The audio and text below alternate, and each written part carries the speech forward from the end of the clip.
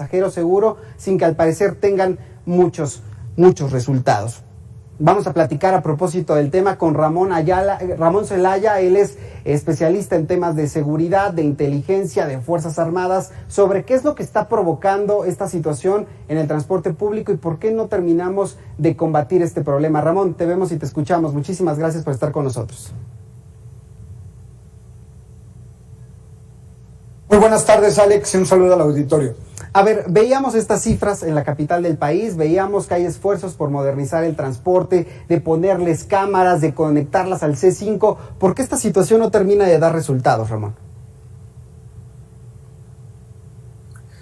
Bueno, este es un punto muy importante en la estrategia del combate al robo al transporte público, porque la estrategia que se implementó tanto en la Ciudad de México como en el Estado de México fue las cámaras de seguridad y los botones de pánico.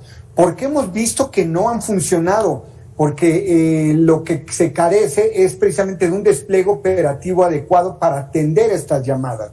Entonces, hemos visto que cuando se lanzan las alertas con los botones de pánico de las unidades, no hay las unidades ni con las fuerzas suficientes desplegadas para poder atender a estas llamadas.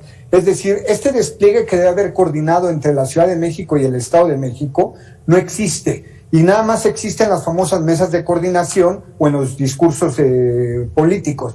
¿Por qué? Porque no podemos entender el robo a transporte público en la Ciudad de México si no entendemos también el agregado con el Estado de México. Permíteme decirte, Alex, que estas dos entidades federativas, la Ciudad de México y el Estado de México, concentran el 86.1% del robo a transporte público a nivel nacional.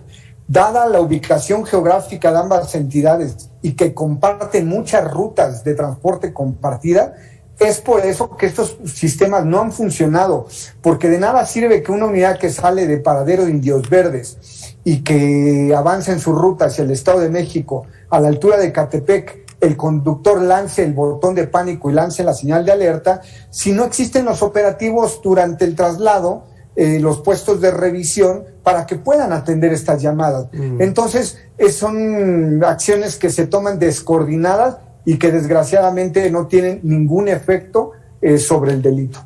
Esta cifra es interesante, 86.1% de esta situación se presenta en la Ciudad de México y en el Estado de México, Ramón. Preguntarte, ¿qué tanto en estas entidades, particularmente las autoridades, pudieran estar coludidas con estos delincuentes?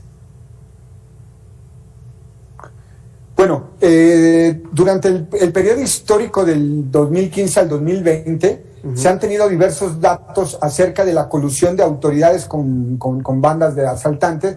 Se han desarticulado. Hace poco el secretario de Seguridad Ciudadana de la Ciudad de México, Omar García Harfuch, nos daba cuenta de la detención de policías de la ciudad por delitos de extorsión, de robo, que tenían vínculos con bandas criminales. El Estado de México ha hecho lo propio.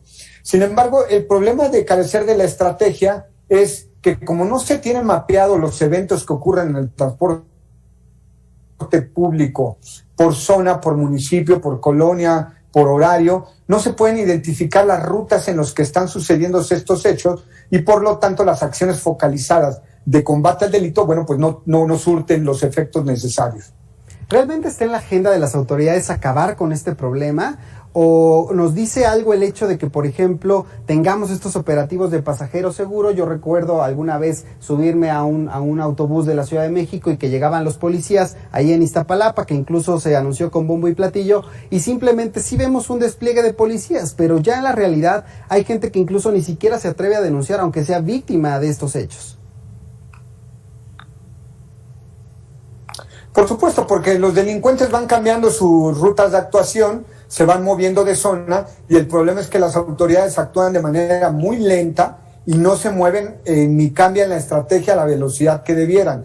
Esto origina que operativos como pasajero seguro, como el usuario simulado, donde también revisten un grave peligro, Alex, hay que decirlo claramente. El subir un policía de civil armado a una unidad de transporte público para tratar de evitar el asalto, bueno, en la práctica lo que hemos visto son tiroteos dentro de las unidades de servicio público, donde se ha llegado a cobrar vidas de los pasajeros, de gente inocente, y a veces esto resulta contraproducente.